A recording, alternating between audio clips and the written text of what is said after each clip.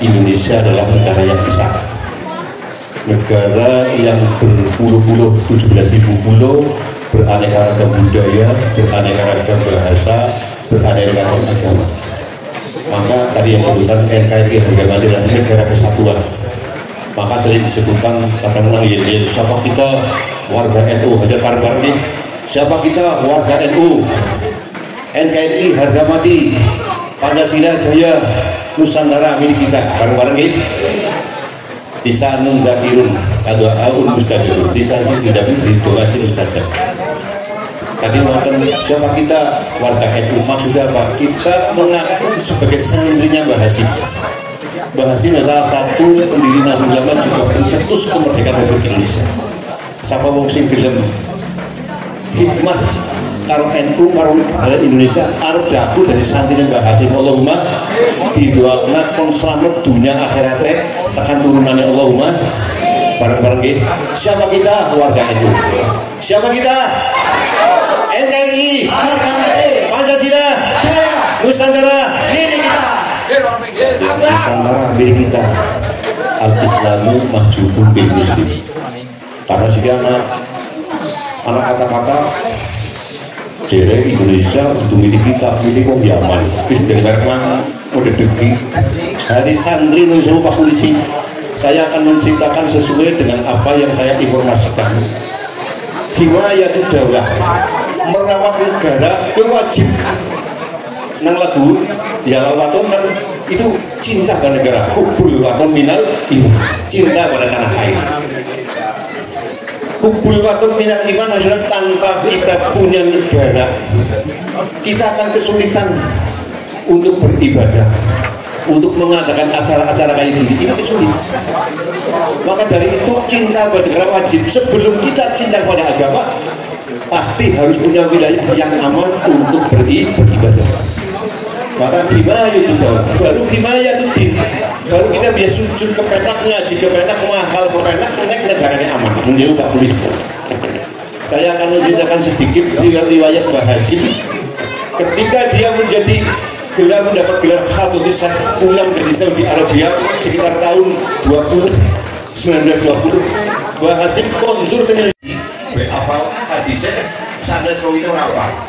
Padahal kutub sita itu anak kita anak Bukhari, Muslim, Ibnu Majah, Ibnu Dawud, apal kabeh tekan sanad dan rawinya Ibu Muhammad. Anak-anak Indonesia dunia satu-satunya ulama yang hafal kitab kita pada tahun itu adalah Mbah Hasyim Asy'ari. Ketemu dengan para angel, gue ngaji angel, gue mahal yang angel. Maka Mbah Hasyim pulang ke Indonesia kepengen gawe negara. Itu negara Indonesia. Ke tahun 20 sowan Mbah Holil gurune nang Mbah Holil ditentang aja gawe negara di sini, gawe organisasi untuk mempertahankan negara. Mbah Hasyim dari turun dan karena wisata organisasi yaitu Muhammadiyah. Dengan wasilah terjadilah ada peraturan dari Raja Ibu Sumut, yaitu seluruh makam para sahabat Nabi bahkan makam Rasulullah akan dihancurkan. Maka Mbah Hasyim mengumpulkan ulama-ulama Indonesia untuk memprotes, yaitu Raja Ibnu Sumut untuk menghentikan pembongkaran makam para sahabat Nabi bahkan makam Kanjeng Nabi. Ditolak oleh Raja Ibnu Sumut karena tidak membawa nama organisasi atau membawa lembaga. Akhirnya pulang lagi ke Indonesia tahun 25, berangkat lagi ke sana membawa organisasi yang namanya Komite Hijaz yang ditugasi di Bakadullah Kedi Samsuri dan sebagainya untuk menghentikan yaitu peraturan Raja Ibu Sumut, yaitu akan menghancurkan seluruh makam sahabat Nabi dan makam Rasulullah.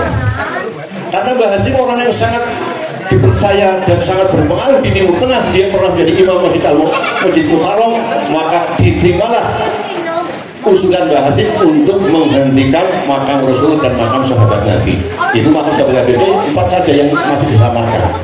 Berhasil, padahal semua orang yang protes terhadap keputusan Raja Ibnu Sumut pasti akan dihukum mati. Tapi Mbah Hasyim karena punya pengaruh yang besar di Timur Tengah, akhirnya berhasil makam Rasulullah tidak dibongkar dengan makam sahabat Nabi, yaitu Abu Bakar, Umar, Utsman, Ali sampai hari ini dan diziarahi orang-orang seluruh dunia. Itu berkat orang Indonesia. Hebat betul Bu? Hebat betul Mbah Hasyim. Hujan kepengen gawe Indonesia. Akhirnya Mbah Hasim tahun 26 bulan Januari mendirikan organisasi yang namanya Nahdlatul Ulama. Akhirnya mulai terjadi pertemuan ulama. Pertemuan di Kalimantan tahun 35, Mbah Hasim mulai mengumandangkan Indonesia bila di Indonesia negara aman, negara Darussalam, kepengen gawe negara Indonesia. Itu sudah diceritakan oleh Mbah Hasim untuk mendirikan negara Indonesia. Terus teruskan lagi apa? Ketika sampai merdeka terjadilah tarik ulur dengan masalah dasar negara. Sudah merdeka, tarik ulur masalah dasar negara Pancasila dengan ayat pertama ketuhanan dengan menjalankan syariat Islam di para pemurungnya akan terjadi perpecahan. Maka Pak Soekarno minta advis kepada Mbah Hasim agar kata 7 kata dalam Pancasila dibusuk, yaitu untuk menghindari perpecahan. Akhirnya tetap Pancasila dengan sila pertama ketuhanan yang Maha Esa. Nembe merdeka 45 hari sekutu datang ke Indonesia, padahal memerdekakan berapa ribu ulama, berapa ribu masyarakat Indonesia dibunuh oleh penjajah. Baru merdeka berapa hari sekutu datang ke Indonesia. Entah sekutu bu? Kata sekutu benar, sekutu itu pasukan gabungan dari Amerika, Inggris, Prancis dan sebagainya datang lagi ke Indonesia. Pak Karno sama Pak Dirman ketakutan. Tidak mungkin melawan sekutu menang, karena sekutu jago perang dunia kedua, tidak mungkin menang. Indonesia lebih merdeka, urung dan tentara. Dari motor pasak kiri nih Pak, dari motor pasak kiri. Pak ini jauh lebih bedil, urung ini merdeka, urung dia bedil, urung dia tentara. Sekutu datang, orang mungkin bisa menang melawan sekutu. Pak Dirman minta advis kepada Pak Karno untuk jangan sampai melawan sekutu, tapi konsoan oleh Mbah Hasim. Nah, Mbah Hasim tetap Mbah Hasim bersikukuh, daripada saya hidup terikat-ikat oleh penjajah, mati lebih mulia untuk melawan penjajah. Akhirnya Mbah Hasim mengumpulkan kiai-kiai seluruh Indonesia, Jawa, Madura untuk melawan sekutu. Akhirnya keputusan tetap melawan. Pak Karno kalau diajak aja gue Mbah Hasim, orang mungkin menangkan sekutu, tapi Mbah Hasim tetap bersikukuh, daripada saya hidup terikat-ikat, lebih baik saya mati lebih terhormat membela, yaitu Indonesia. Temenan perang yang dipimpin oleh Gus Abbas Butet, Mbah Abbas Butet, perang yang dimulai tanggal 22 kapan 28 Oktober yang disebut Hari Santri. Paham? Ini Hari Santri yang tidak mungkin Pak Karno, Pak Dirman, jenderal besar aja tidak berani berhitungnya melawan penjajah, melawan sekutu. Karena dengan pesawat tempur, tank, kapal selam dan kapal perang dan semuanya tidak mungkin menang menghadapi sekutu. Akhirnya Mbah Hasim mengadakan perlawanan bersama kiai-kiai Jawa Madura untuk melawan sekutu. Alhamdulillah dimenangkan oleh Indonesia yang akhirnya muncul dalam sejarah 10 November Hari Pahlawan.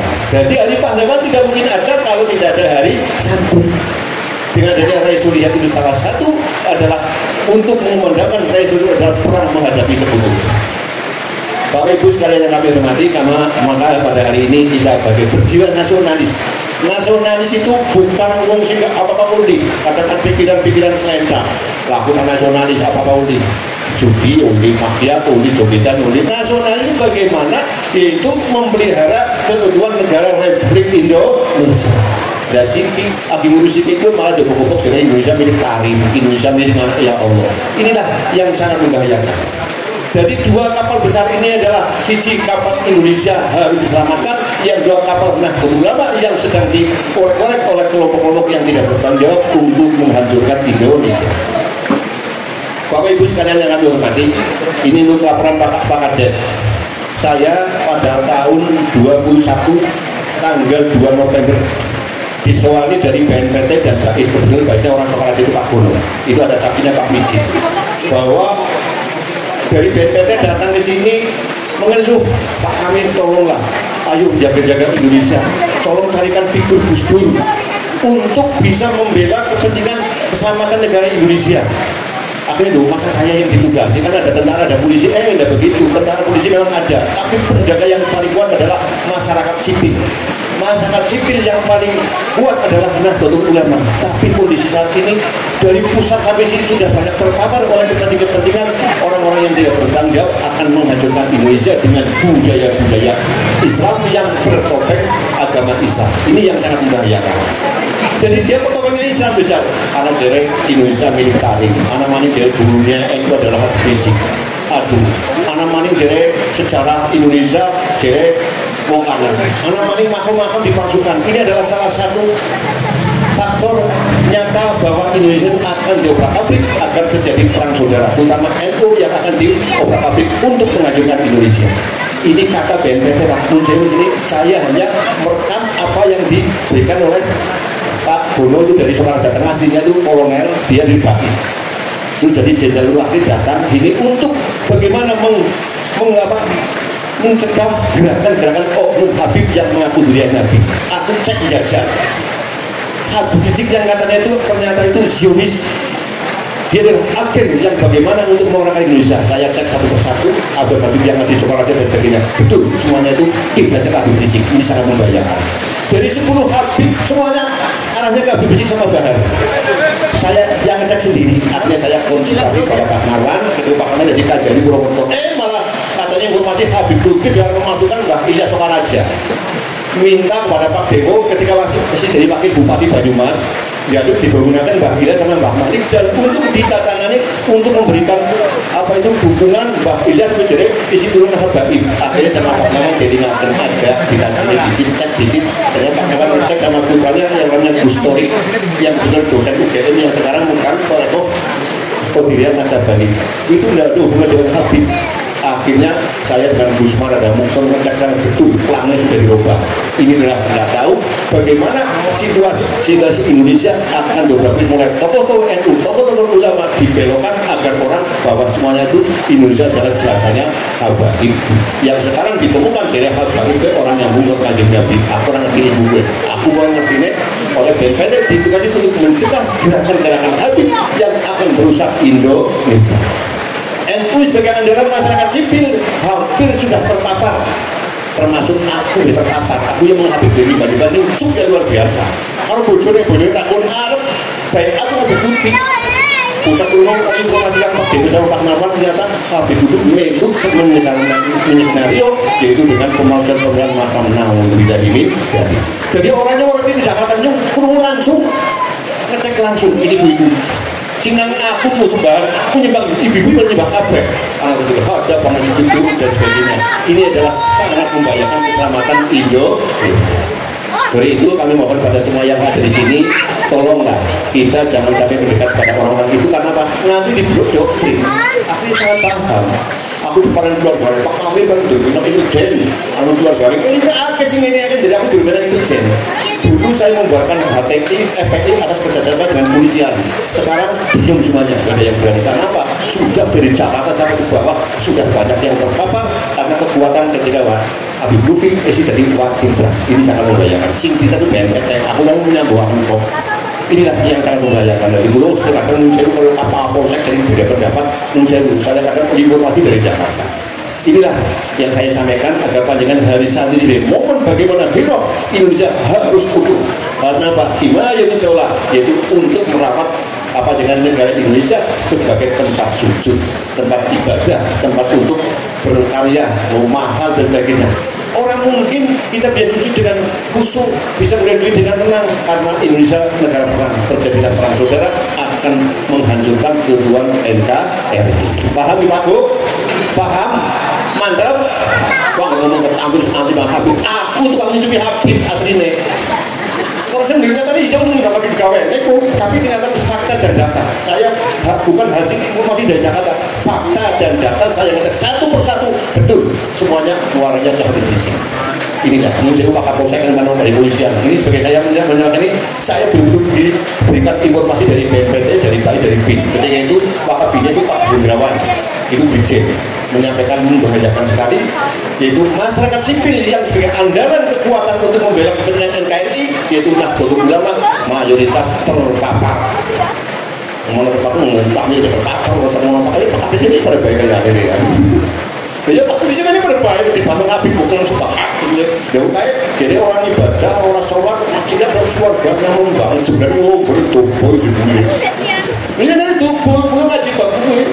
Wis para malaikat nyiksa jadi berisikin yang kaki kodam digentak malaikatnya rumah olah ya Allah. Nah itulah yang ini disampaikan sebagai hikmahnya panjenengan agar Indonesia menjadi negara yang damai, yang aman, dan panjenengan bisa beribadah dengan khusyuk. Karena apa? Wong arep mlebu swarga orang mungkin orang wis sangune kudu ibadah. Nek ibadah ora tenang, ora khusyuk ya ora diangkat. Maka jumlah ibadah yang banyak harus negara aman. Nek supaya nanti terjadi perang saudara, agamanya pada, Islamnya pada, madhabnya pada, sukunya pada, bahasanya pada. Oh bisa perang derek karena kurang nasionalis ulamanya. Di sana sama agama tapi kurang nasionalis. Inilah terjadilah di tempat perang saudara. Indonesia yang beraneka ragam suku, budaya, pulau dan negara bisa aman karena berkah Pancasila. Allahumma